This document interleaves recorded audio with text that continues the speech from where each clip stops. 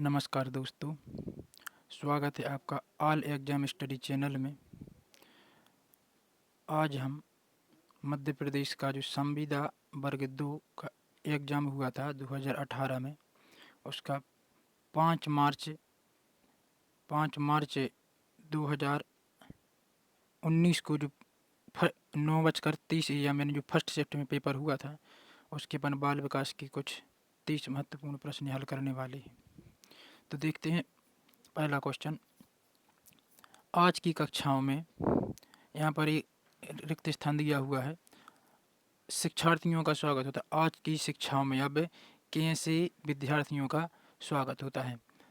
तो नंबर 1 प्रतिभाशाली या विविध, और प्रतिभाशाली 2 बार आ गया है, या फिर इस विशिष्ट ज़रूरतमंद। तो आज की कक्षाओं में जो टैलेंटेड यानी प्रतिभाशाली होते हैं, तो ऐसे बच्चे भी समाज द्वारा सामंजस्य स्थापित करने में दिक्कत का सामना करने लगते हैं। तो इसका राइट आंसर है वो है विविध। राइट आंसर है विविध, यानी डिवर्स, यानी जो अपसारी चिंतन यानी जो सृजनात्मक सोच वाले बच्चे होते हैं उनको ज़्यादा मान्यता मिलती है। प्रश्न क्रमांक 2, नींद की अल्प अवधि कमी विद्यार्थियों को प्रभावित करती है। आप कम नींद ले रहे हैं, नींद की कमी, तो इससे आपको कौन सा इफेक्ट पड़ेगा? वजन में वृद्धि होगी। सेकंड नंबर, मधुमेह का खतरा बढ़ेगा। थर्ड, इम्यूनिटी सिस्टम कमजोर, प्रतिरक्षा यानी इम्यूनिटी सिस्टम कमजोर पड़ेगा। फोर्थ है एकाग्रता और स्मृति को कम करना। तो इसका राइट आंसर हो जाएगा फोर्थ नंबर। इससे क्या होगा, अपन वो एकाग्रता और स्मृति कमजोर हो जाएगी, आप ज़्यादा चीज़ों को याद नहीं रख पाएंगे। इसके बाद है थर्ड क्वेश्चन, भारत में शिक्षा में असमानता निम्न में से किस कारण से कम हो गई है? अपन को वो कारण बताना है जिसके कारण से शिक्षा में असमानता आई है। तो असमानता थी जो पहले, किस कारण से कम हो गई थी, यानी जो इस प्रकार की असमानता थी, यानी जो नीचे वर्ग के स्टूडेंट थे उनको पढ़ने नहीं दिया जाता था। तो जो असमानता कम हुई है वो किस कारण से हुई है? फर्स्ट ऑप्शन है धार्मिक हस्तक्षेप के कारण, समाज सुधारक, संवैधानिक प्रावधान या सांस्कृतिक विविधता। तो इसका राइट आंसर है थर्ड वाला, संवैधानिक प्रावधान। शासन के द्वारा कुछ ऐसे नियम बना दिए गए जिसके तहत सभी बच्चों को पढ़ने का अधिकार यानी शिक्षा प्राप्त करने का अधिकार दिया गया है। प्रश्न क्रमांक 4, एनआईओएस शिक्षा की कौन सी एजेंसी का उदाहरण है? तो हमें बताना है गैर औपचारिक है या औपचारिक है, एनजीओ की संस्था है या फिर अनौपचारिक है। तो जो एनआईओएस संस्था चलाई जा रही है यह एक है नॉन फॉर्मल यानी गैर औपचारिक यानी गैर औपचारिक संस्था चलाई जा रही है।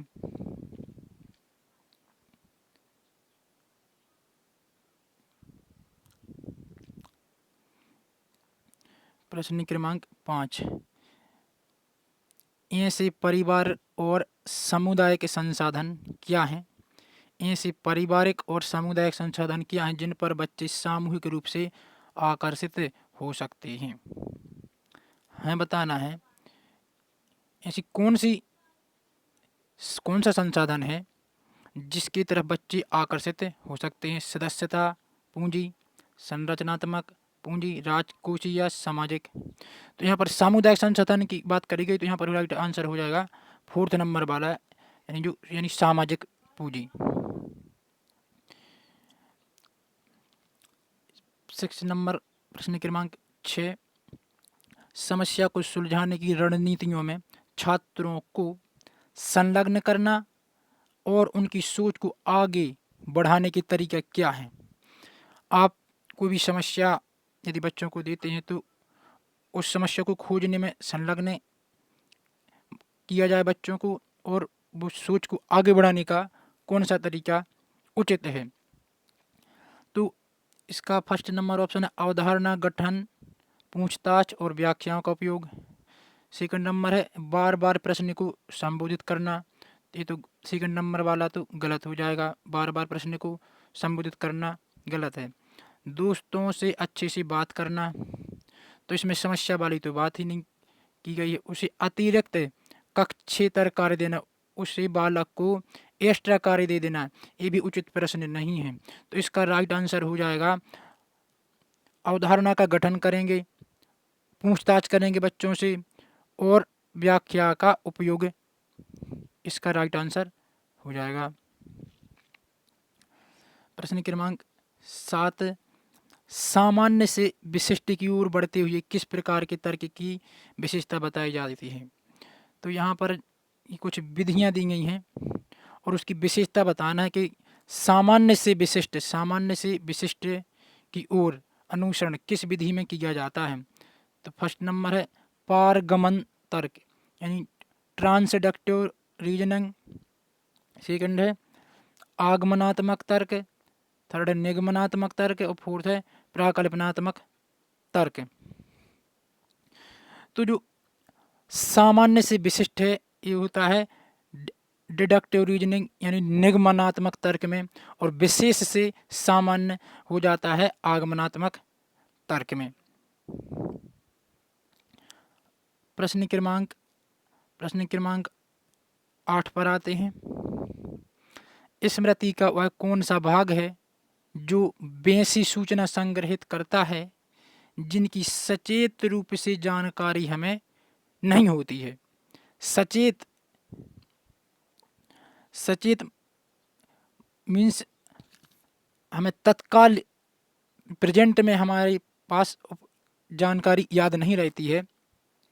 तो ऐसी स्मृति को हम कौन सी स्मृति के अंतर्गत रखते हैं। फर्स्ट नंबर दोहरी स्मृति, सेकंड स्पष्ट स्मृति, अंतर्निहित, फोर्थ है सुघड़ स्मृति। तो वो आंतरिक रूप से सूचना संग्रहित है, तो इसका राइट आंसर हो जाएगा थर्ड अंतर्निहित स्मृति। प्रश्न क्रमांक 9, वह घटना क्या है जिसमें किसी शब्द या अवधारणा के पूर्व में संपर्क आने से बाद का स्मरण आसान हो जाता है। किसी प्रकार की घटना जिसमें किसी अवधारणा या उसके संपर्क में आने के बाद हमें वहां का स्मरण आसान हो जाता है। तो इसका फर्स्ट ऑप्शन वो है ऑप्शन प्राइमिंग, सेकंड है व्युत्पत्ति, अचेतन प्रत्यक्षीकरण या फिर अवचेतन स्मृति। तो जैसे ही अपन संपर्क में आते हैं तो हमें उसका स्मरण आ जाता है, तो इस प्रकार की स्मृति को बोलते हैं हम प्राइमिंग। इस प्रकार की स्मृति को क्या बोलते हैं हम प्राइमिंग, यानी हम उस घटना के बारे में जैसे ही किसी प्रकार का हमें हिंट प्राप्त हुआ तो हम उसको इस आसानी से याद आ जाता है। प्रश्न क्रमांक 10,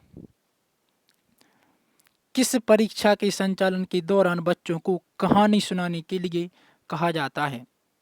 तो यहाँ पर जो व्यक्तित्व की कुछ विधियाँ दी गई हैं तो उसकी विशेषता को बताना है कि किस टेस्ट में बच्चों को कहानी सुनाने के लिए कहा जाता है। तो इसका फर्स्ट ऑप्शन है बाल अंतर्बोध परीक्षण CAT, सेकंड है MMPI Minnesota multiphasic personality inventory test यानी MMPI। ये सभी व्यक्तित्व मापन की विधियाँ दी गई हैं। WISC bachelor intelligence for children. इसकी फोर्थ है TAT या विषय आत्मबोध परीक्षण। तो इसका जो बालक हैं बालक को ही कहानी सुनाएंगे, तो इसका राइट आंसर हो जाएगा ऑप्शन नंबर ए बाल अंतर्बोध परीक्षण। इसका आविष्कार किया था लियोपोल्ड बेलक ने।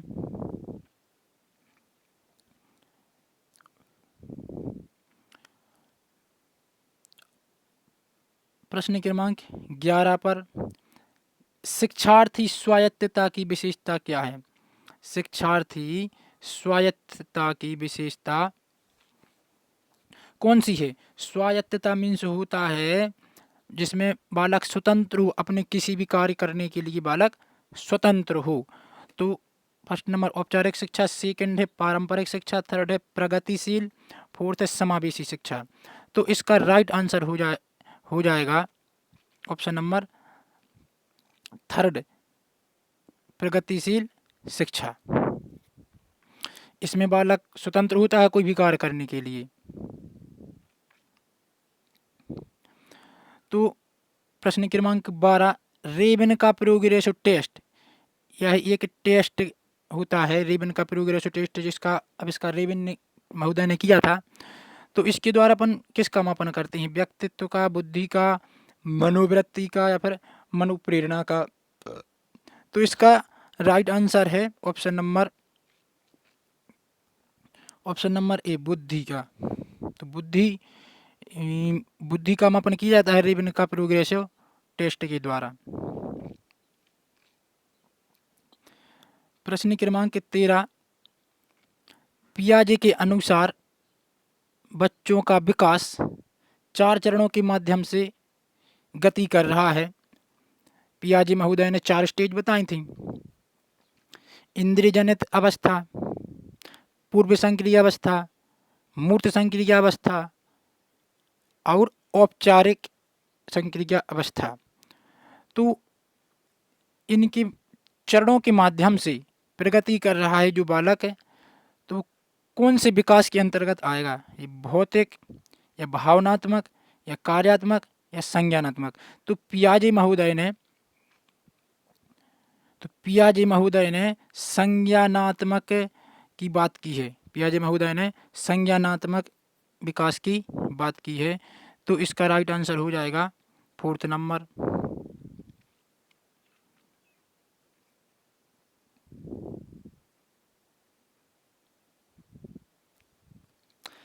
प्रश्न क्रमांक 14,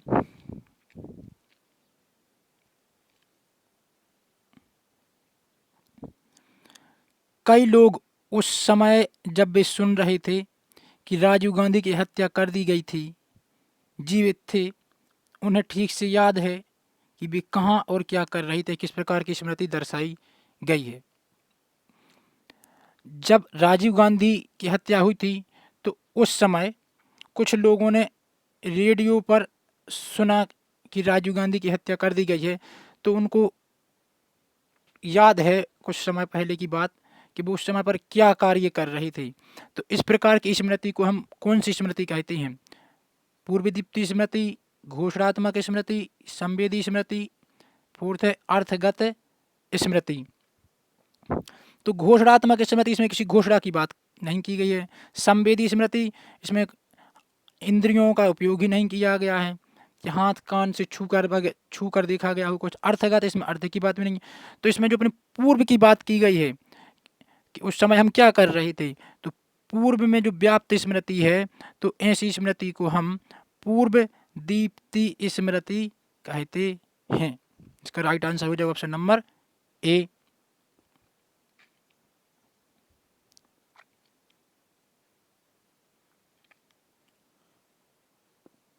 प्रश्न क्रमांक 15, विद्यार्थियों को अपवादात्मक श्रेणी के अंतर्गत शामिल नहीं किया जाता है। हमें बताना है जो अपवादात्मक श्रेणी है, जैसे कि पिछड़ा बालक, मंदबुद्धि बालक, इनको अपवादात्मक श्रेणी में रखते हैं। तो हमें देखना है कि किस प्रकार के विद्यार्थियों को हम अपवादात्मक श्रेणी के अंतर्गत शामिल नहीं करेंगे। ऑप्शन नंबर ए, साधारण या नॉर्मल बालक, मंदबुद्धि बालक या प्रतिभाशाली, फोर्थ है स्लो या धीमी गति से सीखने वाला बालक। तो इसका राइट आंसर हो जाएगा ऑप्शन नंबर ए, क्योंकि जो साधारण या नॉर्मल बालक है, साधारण या नॉर्मल बालक है, तो वो अपवादात्मक बालक की श्रेणी में नहीं आएगा। इसका राइट आंसर हो जाएगा 15 ऑप्शन नंबर ए। अब आते हैं प्रश्न क्रमांक 16 पर। यदि एक विद्यार्थी को पढ़ने में कठिनाई होती है तो उसे किस प्रकार की अधिगम अक्षमता अक्षमता है। तो यहाँ पर है जो विद्यार्थियों की कुछ अधिगम अशक्तताएं दी गई हैं। नंबर 1 पर है डिसलेक्सिया, अरे वो डिसग्राफिया, सेकंड है इनमें से कोई नहीं, थर्ड है डिसलेक्सिया, फोर्थ है डिसकैल्कुलिया। तो यहाँ पर बालक को पढ़ने में कठिनाई अनुभव हो रही है, तो पढ़ने में कठिनाई को डिसलेक्सिया कहा जाता है। पढ़ने में कठिनाई को कहा जाता है डिसलेक्सिया। तो इसका राइट आंसर हो जाएगा थर्ड नंबर। वीडियो यदि स्लो गति में चल रहा हो तो राइट साइड में 3 डॉट दिखाई दे रहे हैं, उस पर क्लिक करके आप वीडियो की गति को बढ़ा सकते हैं।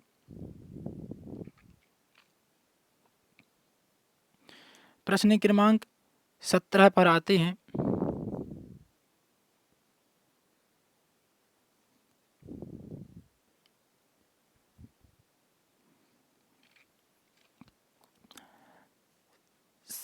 एक शिशु को पिता से अन्य पुरुषों में अंतर करने में समय लगता है, विकास का यह दृष्टिकोण किस सिद्धांत के कारण होता है। शिशु को पिता को अन्य पुरुषों से, वह सभी पुरुषों को पिता ही समझता है, अर्थात उसके अंदर ऐसी भावना व्याप्त है कि जो भी दिखाई देता है पुरुष वर्ग तो उसको वह पिता ही समझता है। तो यह किस सिद्धांत के कारण होता है। ऑप्शन ए पूर्ण से अंश, ऑप्शन बी केंद्र से परिधि की ओर, थर्ड है अंश से पूर्ण, और अंतर करने में पुरुषों से अंतर करने में समझता है, इसका फोर्थ है सामान्य से विशिष्ट। तो इसका राइट आंसर है फोर्थ नंबर, अर्थात बच्चा जो पहले होता है, पहले तो बच्चा सभी को एक समान समझता है, अर्थात पिता में और अन्य पुरुषों में अंतर नहीं कर पाता है, अर्थात सभी को सामान्य समझता है। लेकिन कुछ समय के बाद वह अपने पिता को पहचानने लगता है, अर्थात विशिष्ट, अर्थात जब विशिष्ट को पहचानने लगेगा, अर्थात सामान्य से विशिष्ट का सिद्धांत यहाँ पर लागू हो रहा है। तो इसका राइट आंसर फोर्थ हो जाएगा। प्रश्न क्रमांक 18 पर आते हैं। प्रसिद्ध शरीर क्रिया विज्ञानी जिसका शास्त्रीय अनुकूलन क्लासिकल कंडीशनिंग पर किया गया कार्य बाल मनोविज्ञान के क्षेत्र को प्रभावित करता है, वे हैं। तो हमें बताना, उस वैज्ञानिक का नाम बताना है जो कि एक शरीर क्रिया विज्ञानी भी हैं और उन्होंने क्लासिकल कंडीशनिंग का सिद्धांत दे दिया, यानी जिसे शास्त्रीय अनुकूलन भी कहा जाता है। तो बताना है इसका option first number Thorndike, B Wolfgang Kohler, third है जीन पियाजे, फोर्थ है इवान पावला। तो इसका राइट आंसर है ऑप्शन नंबर फोर्थ। पियाजे महोदय ने शास्त्रीय अनुकूलन या क्लासिकल कंडीशनिंग का सिद्धांत दिया था।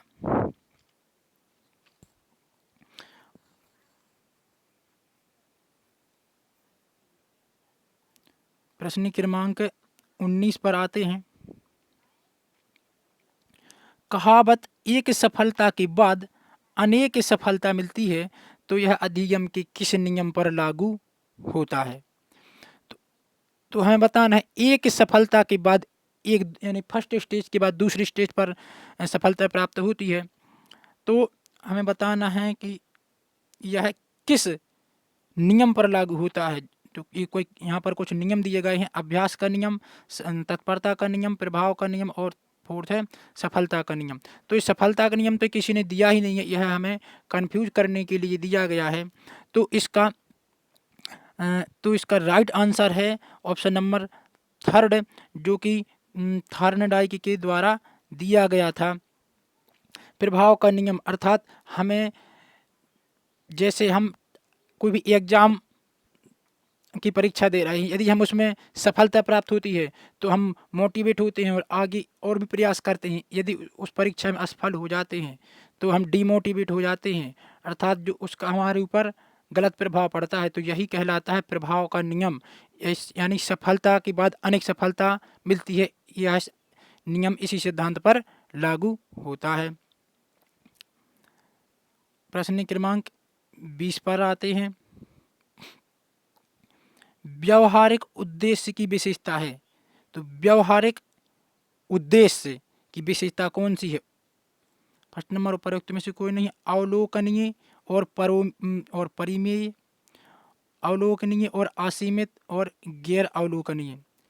हमें किसी की व्यवहारिकता की जांच करना है, उसकी व्यक्तित्व, उसके व्यवहार को, पर्सनालिटी को पहचानना है, तो उसका हम अवलोकन तो करेंगे ही, उसको ध्यानपूर्वक देखेंगे, उसकी गतिविधियों को देखेंगे, तो उसका परिमेय, और इसमें थर्ड वाले में असीमित लिखा है तो असीमित भी नहीं, तो उसका जो परिमेय और अवलोकन इसका राइट आंसर हो जाएगा। प्रश्न क्रमांक 21 पर आते हैं। निम्नलिखित में से प्रेरणा का मानवतावादी दृष्टिकोण कौन सा है? प्रेरणा का मानवतावादी दृष्टिकोण, प्रेरणा तक मानवतावादी दृष्टिकोण दिया था अब्राहम मास्लो के द्वारा। फर्स्ट, आत्मसम्मान की आवश्यकता और आत्मतृप्ति। धारणा, सफलता का श्रेय और असफलता। लक्ष्य, उम्मीद और आत्म प्रभावकारिता। प्रलोभन, सुदृढ़ और दंड देने वाला। दंड देने वाला तो ये नेगेटिव ऑप्शन है, इसको तो अपन काट देते हैं। तो इसमें प्रेरणा यानी प्रेरित करने की बात करी गई है, तो इसका राइट आंसर हो जाएगा आत्मसम्मान की आवश्यकता और आत्मतृप्ति। प्रेरणा का मानवतावादी दृष्टिकोण कौन सा है? अब्राहम मास्लो जी के द्वारा कुछ स्टेज बताई गई थी, जैसे सबसे पहले नंबर आती है शारीरिक आवश्यकता, व्यक्ति अपने शरीर की आवश्यकता की पूर्ति करता है। फिर उसके बाद आती है सुरक्षा की आवश्यकता, फिर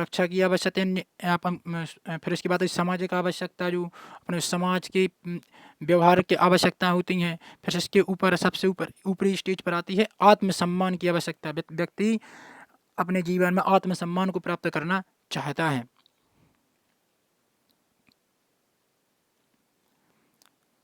प्रश्न क्रमांक 22 पर आते हैं। नैतिक विकास का सिद्धांत किसने दिया था? कोहलबर्ग ने। तो नैतिक विकास पर कोहलबर्ग के सिद्धांत में विकास के कितने प्राथमिक चरण मौजूद हैं? विकास के कितने प्राथमिक चरण मौजूद हैं? तो कोहलबर्ग के द्वारा विकास के 3 चरण दिए गए थे। तीन चरण यानी स्टेज, यानी पूर्व परंपरागत, परंपरागत और पर परंपरागत। कोहलबर्ग के द्वारा यह 3 स्टेज बताई गई थी।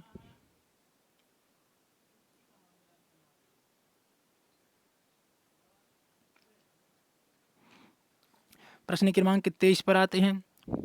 खाली स्थान ने अनुमोदित किया है कि सभी बच्चों में सीखने की क्षमता होती है। तो यह किसने बताया है कि सभी बच्चों में सीखने की क्षमता होती है? जॉन डीवी ने, फ्रायड ने, फ्रोबेल ने, या फोर्थ है मारिया मॉन्टेसरी ने। तो सभी बच्चों में सीखने की क्षमता होती है, यह कथन दिया था फ्रोबेल महोदय ने। और एक और दूसरे महोदय हैं जिनका नाम वाटसन है, उन्होंने कहा था कि आप हमें कोई भी बच्चा दे दो, मैं उसको जो भी बोलोगे आप इंजीनियर, डॉक्टर, वकील, में उसको बना करके दे दूंगा। प्रश्न क्रमांक 24 पर आते हैं। खाली स्थान, बच्चों की रचनात्मक सोच की संवर्धन यानी बढ़ाने के लिए रचनात्मक कौशल अभ्यास के लिए पुस्तकें, कौन सी पुस्तकें उपयोग में लानी चाहिए?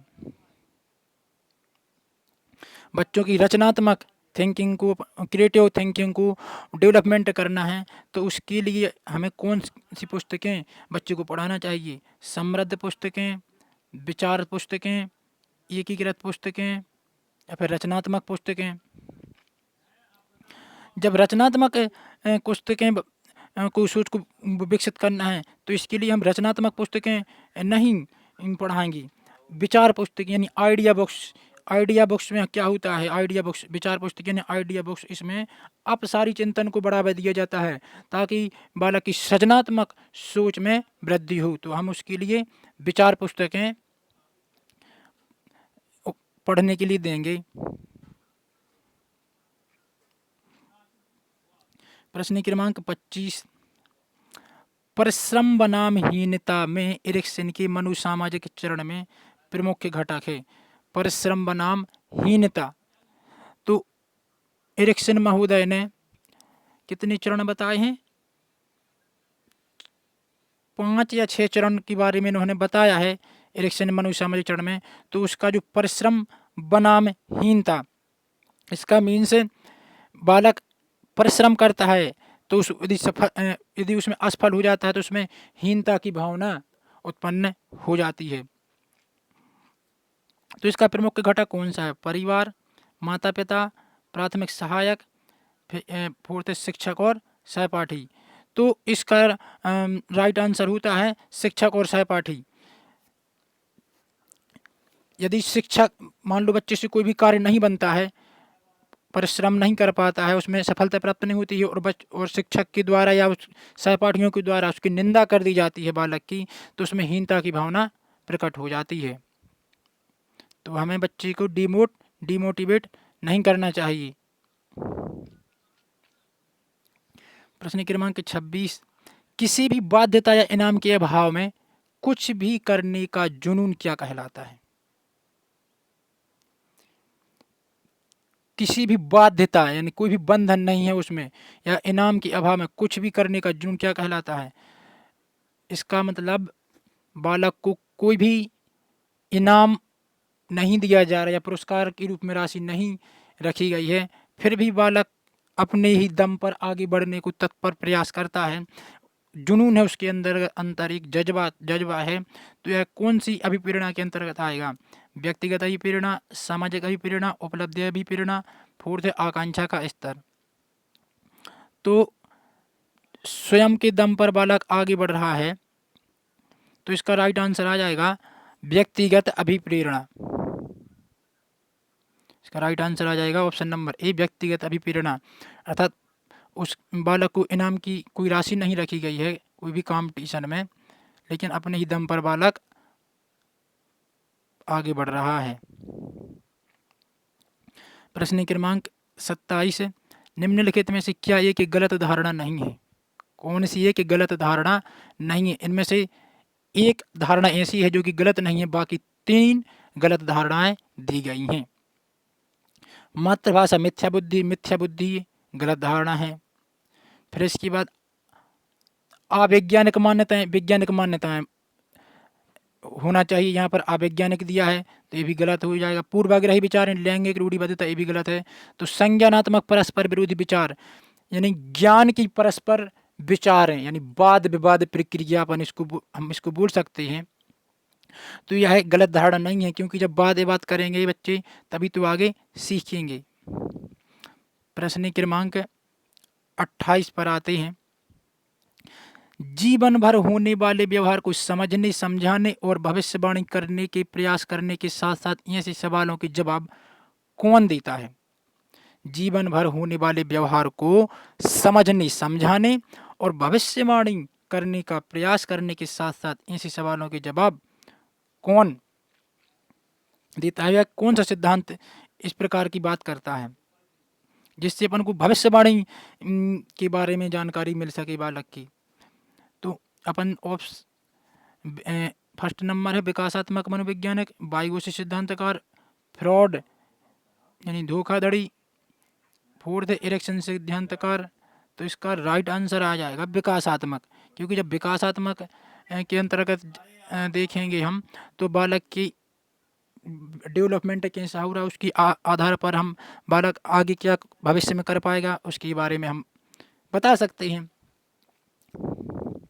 प्रश्न क्रमांक 29 पर आते हैं।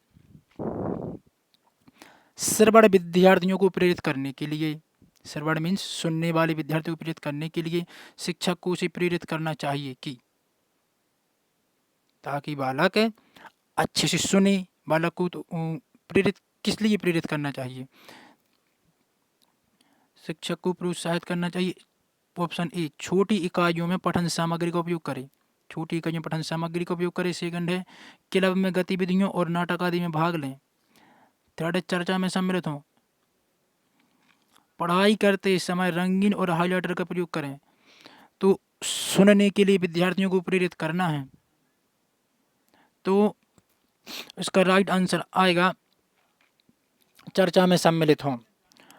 हम बालक को पार्टिसिपेट यानी डिस्कस करेंगे, कोई भी चर्चा करेंगे तो बालक अपनी बात को ध्यानपूर्वक सुनेगा, तो बालक में सुनने का डेवलपमेंट होगा। ये अभी लास्ट क्वेश्चन है, पियाजे के सिद्धांत के अनुसार प्रभावी अधिगम कौन सा है? पियाजे महोदय के द्वारा जो प्रभावशाली अधिगम कौन सा होगा? ऑप्शन ए सामग्री संकलन, मूल याद रखना, सक्रिय अधिगम, एकाग्रता से पढ़ना। तो याद रखने वाली बात हमेशा गलत होती है, यानी निगेटिव ऑप्शन होते हैं उनको सबसे पहले कट कर दिया करो। सामग्री संकलन ये होगा नहीं। तो उन्होंने जीन पियाजे महोदय ने क्रियात्मकता पर ज़्यादा जोर दिया है, तो इसका राइट आंसर हो जाएगा ऑप्शन नंबर सी, सक्रिय अधिगम। वीडियो यदि अच्छा लगा हो तो लाइक अवश्य करें और कमेंट में बताएं आपको वीडियो कैसा लगा। आपको इसी तरह के और भी वीडियो चाहिए तो आप हमें कमेंट करके ज़रूर बताएं। चैनल को सब्सक्राइब करें। धन्यवाद।